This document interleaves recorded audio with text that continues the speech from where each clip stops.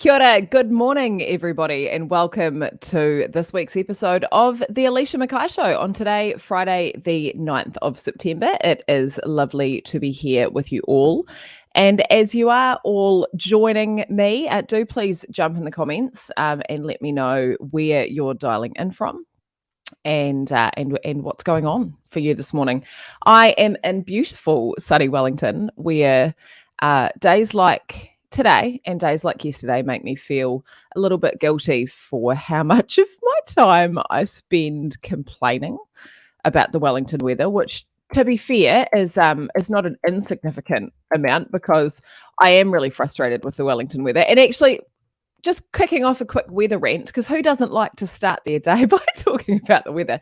I am just quickly going to describe to you why I'm so upset all the time with Wellington weather. Now, those of you who've not visited Wellington or aren't familiar with Wellington probably do still know that there's a reputation for wind, and hence the kind of windy Wellington thing. And that is totally true. Like, the wind picks up a bit of steam as it comes across the gap between the islands, and so we do get that in a way that's not that pleasant. But the thing that really upsets me about Wellington weather that I didn't know about before I shifted here from the South Island, not really, is just how wet it is all the time. So the South Island and Canterbury and south of Canterbury, the parts of the country that I lived in prior to moving to the North Island, when it gets cold, it gets really cold, like right into the negative temperatures, but it's clean and it's dry and you can still hang your towels out. In Wellington, it can be 11 degrees and you can still not hang your washing out because it will come in wetter than it went out. And so that's what really annoys me about Wellington weather. But despite that, it is an absolutely stunning day today and has been for the last couple of days, which is pretty great. But you might remember me saying on last week's episode, if you tuned in, that I wasn't going to get too excited about spring until we had the cold snap. And so we did, I think, have that this week. Touch something, wood, something. So hopefully that's the end of it. Oh, now Stephen unfortunately can't see me. And I'm hoping that is a Stephen problem, because I mean, I can see me, but if you also can't see me, then you are willing to join and let him know. But apparently LinkedIn's having some issues with my face, and I'm not surprised.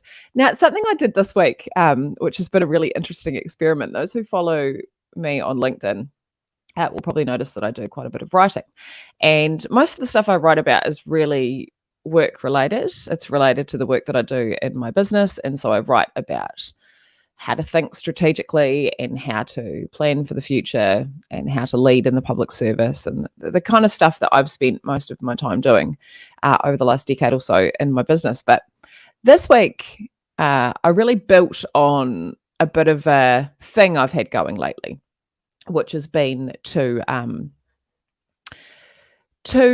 start using my voice in a slightly different way for things that really bug me. And so I started tentatively, and I started calling out things like how classist being professional is, or the idea of professionalism, and started making some comments on just things like gender equality and abuse of power at work.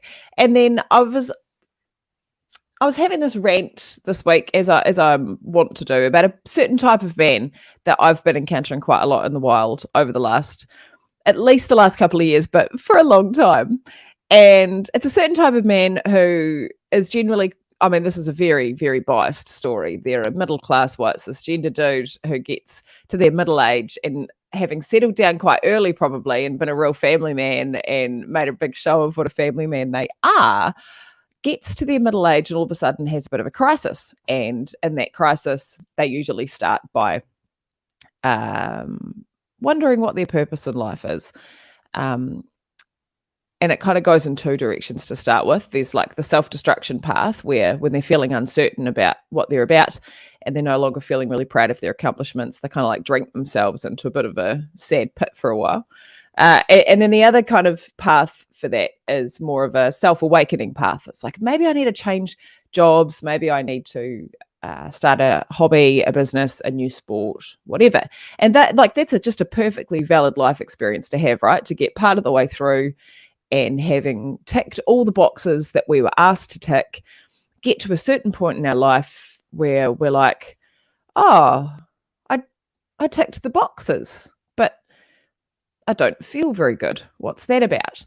And I'll tell you what I think that's about. I think that's about being fed really crappy and outdated scripts about what we should feel good about in our lives and what success looks like, and that we fed those scripts because they sort of maintain a certain order, and that they're not necessarily the best things for us. But anyway, like, it's a perfectly normal thing to do, to get part of the way through your life and be like, oh, I thought I got all the things I was supposed to want, and now I don't feel that good about it. And so that's super valid. But this particular brand of dude, when he gets to this point in his life, something I've noticed is that he often started pretty early. So he probably settled down quite early, had kids quite quickly, and did quite well at work quite early. Like, he's quite a driven dude, and so he has experienced professional success, and basically spent his life kind of chasing what we all chase: validation, support, affirmation of our worth. And when he no longer feels like he's getting it where he wants to get it, he either starts by the self-destruction or the self-awakening, but eventually moves into betrayal and cheating on his wife. So rather than kind of leaning into his relationship and his family with his weird feelings he's having, he can't, or he doesn't. And it is worth saying that I don't think that's a choice that's necessarily made consciously either. I think that this particular brand of toxic masculinity that inspires men to feel as though they have to fit the script in the first place is exactly the same pressure that prevents an open conversation about feelings and worry and lack of purpose and lack of direction, and prevents that conversation being had at home. And so, they start chatting to women at work and just happen, it's always a big surprise, just happen to form a really close relationship with women that almost without exception, there is a power imbalance in that relationship. So either they're older, or they are their employer, or they hold a position of leadership. And so it's quite safe for them to experiment with forming a closer bond with women in this way. They start to feel like this woman understands them like nobody else has. They confide in her. They text her when they're supposed to be at home with their family. They start meeting her secretly. And kind of the dark side to this is they start to feel as though this woman is what they could have had if they hadn't settled down quite so early. This bright, interesting, independent, young, attractive woman, this is who they could have been with if they hadn't settled down so early, if they hadn't kind of locked themselves away before they realized how good they really were. And so what they see in this particular dynamic is a reflection of a self that they wish they could have been. They like the way they look when they hold this new woman up as a mirror. So if they can get away with it, eventually they do wind up cheating, either emotionally or physically. And if they feel as though they can lock one of these women into a long-term monogamous relationship, they will leave their wife. But I do make the point in the article that they won't leave as a rule unless they do have that relationship to go to. They might sort of do a couple of trials, but unless they've got a long-term monogamous relationship to go to, I don't see these men actually leaving. I just see them floundering and treating their wives like shit, which is the other side of that equation, right? Is that when you're at home and your partner who you've spent your life with and has made promises to you, and you've made promises in return, which you've mostly fulfilled, when your partner stops being happy with the deal, but doesn't feel like they can talk about not being happy with the deal, it's a very confusing and kind of gaslighting experience for the spouse at home, because they've done everything that was asked of them. And there's almost the implication in the way that they feel with their partner that that's the wrong thing to have done, that they no longer respect them, that they don't like them anymore, that they're not happy with what's happened. And so the spouse at home starts to kind of gaslight themselves into feeling really just insecure and weird, and they don't kind of know what's going on, because their partner is probably still quite publicly being a very family man. And so, look, eventually the man will leave if he can, and if not, he'll just stay there and treat his wife like shit. And I've watched this take place in my personal and professional circles over and over and over again. And it's so common, and the way that it happens is to have almost been a script. And so I wrote an article about it this week, and it was a really interesting one because I talked about in the article how I think these really limiting ideas of success that we're fed by kind of patriarchal economy are really unhelpful for everybody involved, particularly the men who kind of play the game and then feel a bit disappointed and cheated because they played by the rules and they didn't feel good at the end. And how damaging that is to everybody who's involved in that equation and how shitty it is.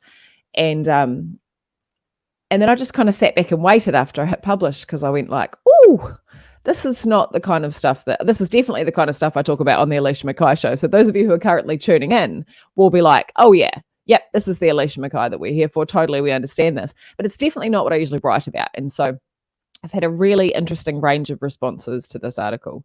A lot of really positive responses, a lot of people that actually read it and therefore were able to see that kind of bigger message or sent me some direct messages or emails about their personal experiences. And a few just kind of like, no, Alicia, I think the world is mostly fine and there's just like a few bad people in it. And it's those bad people that we should be mad about because they're just like bad guys. And it's nothing to do with a pattern or a trend or kind of the forces that shape our lives. It's just a couple of bad guys. And I really thought about that because you might remember that last week we talked about exceptionalism on the Alicia McKay show. And so I really thought about that argument and just how nice it must be to be able to think like that, because I think it's a lot safer, isn't it? Like, I certainly feel a lot safer in the idea that the world is mostly great and everything's functioning as it should. And occasionally there's kind of a bad egg that doesn't do what we're supposed to do, but that's a personal issue. That is a person problem. That's an individual problem. That crime is just about bad people. That cheating is just about untrustworthy men. That poverty is just about silly people that aren't trying hard enough. And it's really comforting to think like that, to think that the systems and structures that hold power where it is and distribute money and distribute success and create ideas and determine ideology and instruct us in norms, that those things are fine, but some people aren't. And that is such a comforting thought, because then you're like, well, good, as long as I play by the rules, I'm safe. Like, as long as I do the right things and I'm a good person, then I will have a good life. And it's actually really scary to go digging a layer or two deeper into some of the ideas and compulsions and forces that drive our behavior, because what it says is, maybe we don't have as much personal agency as we thought we did, right? Because it's easier to say like, oh, well, that particular guy, if we meet him, is just an example of his own life and his own dishonesty or his own dissatisfaction, and that if he'd just loved his wife more or tried harder or been a better guy, then they would have had a better life outcome. And it's a lot less comfortable to say, well, this is happening a lot. That's interesting. What's that about? Oh, actually, it turns out that the scripts that we fed quite early from the media and from our parents and from our schools and from the people that hold power and from the ideas that are embedded inside those systems, those things aren't there to serve us. Actually, they're telling us the wrong thing. They are established to maintain power where it is and to keep things running. Like, patriarchy is super good for the economy. But actually, they don't really serve the people in them. And that, in fact, if you follow all the rules and you do all the right things and you're very compliant, you still won't be happy. And actually, you may feel worse off. And that's really scary, because it requires a certain level of vigilance in your life that honestly is just a bit too exhausting. And on that note, I think that that's a really easy way to distract us too, isn't it? So the kind of economy and world of work and life that we exist inside at the moment in 2022 has a particular set of demands. And it's a set of demands that for a family with children all but requires two incomes to support the living of that family, to own a house, to pay the bills, to get some groceries, and even then probably not have a whole lot left. It requires us to be extremely busy, because despite the fact that we have made absolutely staggering technological advances, that hasn't saved us any of the work that it was supposed to save us, and has instead somehow kept us busier, but just mostly writing emails now, which are a Ponzi scheme, by the way. Every email you write generates 1.3 emails. Like, stop feeding the beast. And so we're extremely busy. We're extremely pressured. We've got really limited resources financially, but also with our time. And as well as that, the expectations on our time have grown. And so what parenting looks like now is a lot more involved than parenting looked like a couple of generations ago. And so the expectations we have about how we show up socially and professionally and financially and at home are really, really high. And so all of that just keeps us really busy. And kind of just surviving inside that world and playing the game takes all of our energy. And it's good that it does, because otherwise we might be vigilant to other things. And rather than feeling resentful of our neighbour for doing slightly better than us, or sneering at beneficiaries or people in poverty for not doing as well as us, we might start to ask questions like, who does this actually serve? Like, who does this serve for school and work times to not align, for everybody to be at work all the time, making somebody else money, doing busy work, firing emails around, filling forms in? Who does this serve to keep us so busy? And why aren't we benefiting more from this? And why is it okay for us to just kind of totally wreck the environment in the process? And if we ask those kind of questions, that would be really destabilizing. And what we know is that when people ask tricky questions or surface tricky things on a broader social level, it does make people in power really uncomfortable, because it's a disruption to the rules of the game. And, you know, homosexuality and transgenderism are two really good examples of that, because they're two ideas that completely disrupt the idea that there are two sexes, there's the main one and the other one, and they're always together. And that in turn will form the basis of our families, communities, and economies. And it's a very nice, simple idea. And what the queer community and the transgender community do is go, I don't know about that. That's not it for us. That actually is a really limiting model that doesn't actually line up to what we know scientifically, but also what I know in my own brain. So probably not going to do the gender binary thing and the heteronormative thing, sorry. And then everybody freaks out because they're like, it's not normal, it's not natural, it's not the society we want. And actually that's because it's a lot harder to control that behavior inside an economy and a community that depends on there just being like a man and a woman and them staying together and the woman shutting up and the man having a good time. And so I think that it's kind of, it makes a lot of sense to object to an article like that by telling me that it's just a couple of isolated incidents and not a trend. In the same way that, as we talked about last week, it's a lot easier to justify our own situations as being an exception to the rule rather than seeing how they feed into kind of bigger picture issues, because actually that's really scary. It makes sense to think like that. It's comforting to think like that. But it's just not true, is it? And that's kind of what keeps everything turning, is when we don't stay vigilant and ask bigger questions and go, I wonder where else this is happening. I wonder why this is happening.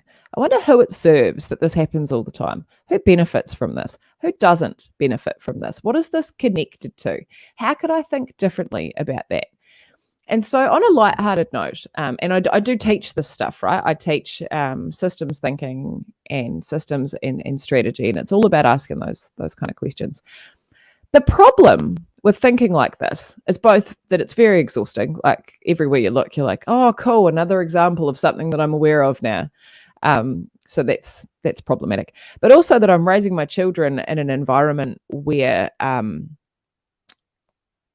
at least outwardly, I want that from them, which honestly, it's very tiring. It's very tiring to raise children with the expectation of critical thinking, because then they challenge you on your own bullshit. And a good example I had of that a couple of weeks ago was at my dinner table. So I was raised, like working class family with a certain brand of manners, and the brand of manners that my family decided that they were going to prioritize above all else was table manners. And it's made me an insufferable adult because I can't handle chewing noises, and like a lack of table manners really grates on me from some distance. And so my children have grown up inside that oppression where I'm like, get your elbows off the table, shut your mouth when you're eating, please.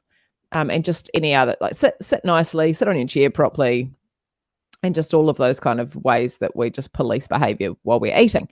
And I hadn't really challenged that. And they certainly hadn't challenged it in the particular way I'm about to tell you about before. They'd just kind of gone like, oh, mum, you're gross, which is fair. And so Charlie, my middle child, said to me a couple of weeks ago, okay, but mum, why can't I have my elbows on the table? And I was initially quite dismissive in the way that anyone who has ideas that they haven't examined before can feel a bit threatened and a bit challenged, because I didn't know the answer, which is often the case in these situations. And I'm like, because it's bad manners, Charlie. And, not to be deterred, Charlie says, yeah, but why is it bad manners? Like, what have my elbows got to do with eating my food? This is more comfortable. I was like, fine, let's Google it. So we got on the Siri, why is it bad manners to put your elbows on the table? And the results were really interesting. It was essentially that, like a lot of table manners, dates back to some kind of really Viking time, centuries ago, where mealtimes were potentially quite a dangerous zone. Like, they were quite a conflicty zone where a lot of fights broke out. And so this idea of eating manners, a lot of them are established around the behaviors that will suppress violence and stop us from fighting when we're eating in a shared environment. And elbows on the table, one or both, can be perceived as quite an aggressive behavior. And so it's like, well, we don't want to do that, because then people might think it's about to start a fight, and we're really trying to stop all the fighting at shared meals. And so no elbows on the table. And so, this is happening in whatever, 1300s England or whatever. And here I am in the 2020s saying to my children, rabbiting with very little thought and only just internalized ideas that are so deep I don't question them, get your elbows off the table. Now, it is also worth saying that I am still no more comfortable about elbows on the table. We've come to a truce where I have agreed reluctantly that, yes, it is a very good point now that we've examined the reason for this belief. It is not a belief that we need to be upholding in our home as another rule. And so the agreement is that as long as you promise not to physically fight your siblings, you can have your elbows on the table. But I'm no more comfortable with seeing elbows on the table. All the programming that I've had since I began to eat is really strong, in the way that all of our programming is really strong. And mine says that's rude and that's not okay. And so I'll just get over it now. I just have to keep my mouth shut. And I assume that with time I'll become a lot more comfortable about it. But it doesn't start off comfortable. And it's also not easy to take a look at your own ideas and your own beliefs and your own prejudices and just kind of start picking at one and be like, what is actually in here? Like, what is this made of? And I think that is really hard to do. But I think creating environments where it's safe for us to do that, or where we just kind of give it a go, is really, really important, because the longer we continue to blame individuals for bad behavior, we're not going to make any progress on crime, because it's easier to think that we've got bad criminals running around, isn't it, than to think that actually that's a really normal and reasonable response to some fairly crappy conditions, and that maybe there are voices that aren't being listened to and people that aren't being looked after. It's a lot easier to just be like, naughty, bad crims, then go, yeah, that makes sense.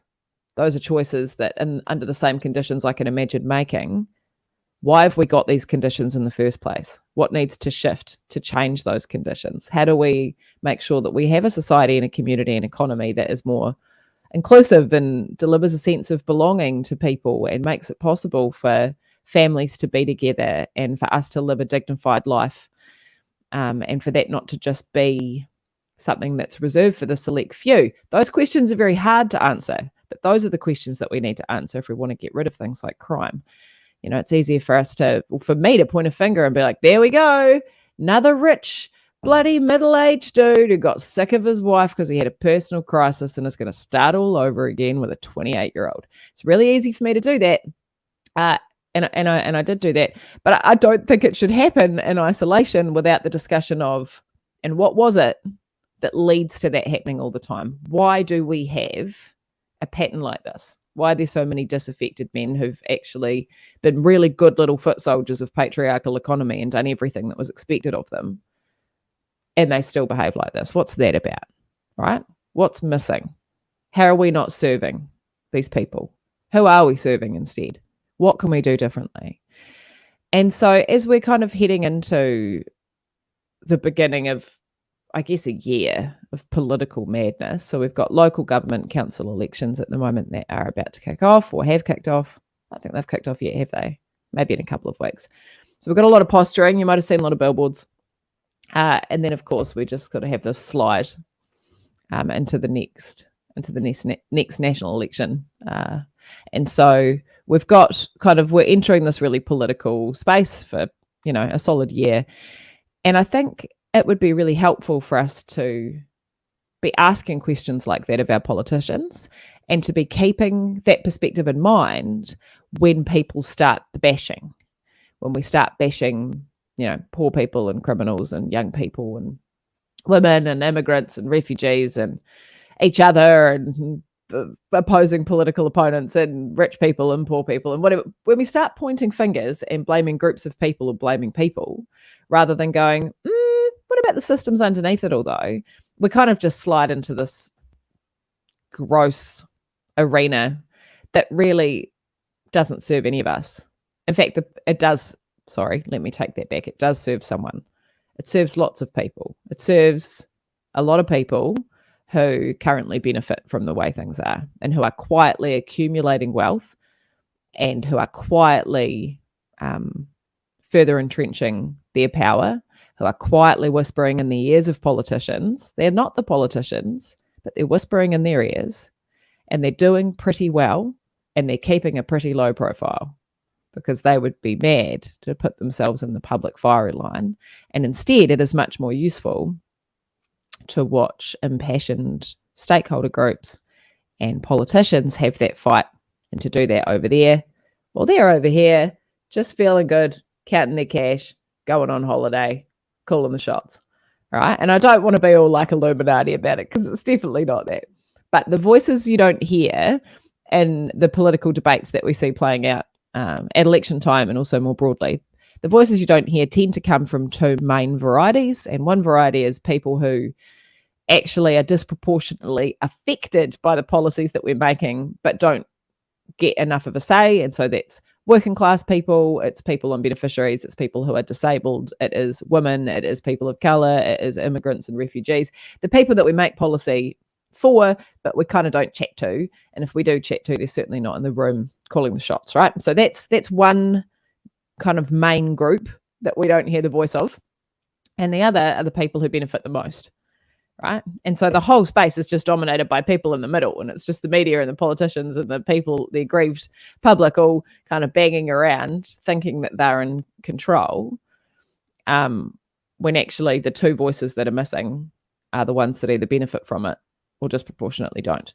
And so it's worth keeping that in mind as you listen to debates, and don't let yourself get sucked into that us versus them way of thinking, because it actually doesn't help anyone, and it's not smart.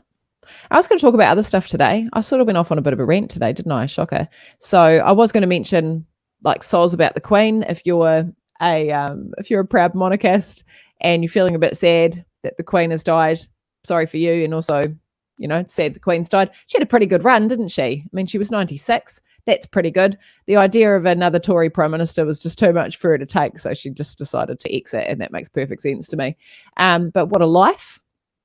And what a wonderful world to think that even inside this madness that I guess I've just been talking about, where we have this kind of economy that's not served for us and capitalism that props everybody up, that the power of, or the idea of monarchy is still so strong as to enable a woman to rule for like 70 years in that environment, and for everybody to be like, yep, that's cool, that makes sense.